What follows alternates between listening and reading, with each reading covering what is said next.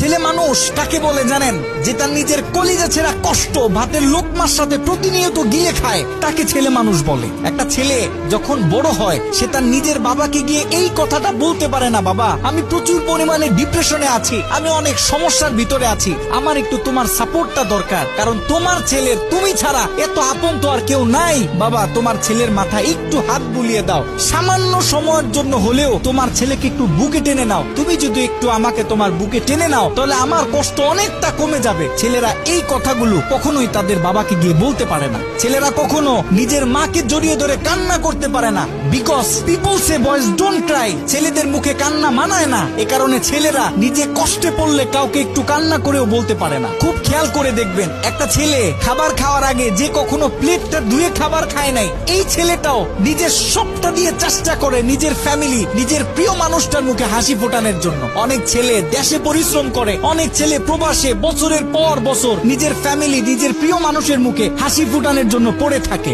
দিন শেষে ছেলেদের মুখে হাসি ফোটানোর মতো কাউকে পাওয়া যায় না। আমি মনে করি boys are the best actor in the world. এই পৃথিবীতে ছেলেরা হচ্ছে সব থেকে বড় অভিনেতা, কারণ ছেলেরা নিজেদের বুকে হাজারো লক্ষ কষ্ট পুঁতে রেখেও মুখে হাসি নিয়ে চলে, কারণ সে জানে আজকে আমি যদি ভেঙে পড়ি তাহলে আমার পুরো ফ্যামিলিটা অস্তিত্বহীন হয়ে যাবে।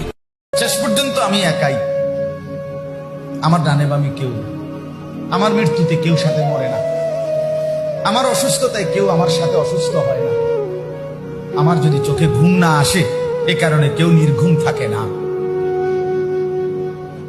আমি আসলেই একাই, আমার ক্ষুধায় আরেকজনের ক্ষুধার্ত হয় না, আমার তৃষ্ণায় আরেকজনের তৃষ্ণার্ত হয় না। আমি এটাই সত্য, এটাই বাস্তব।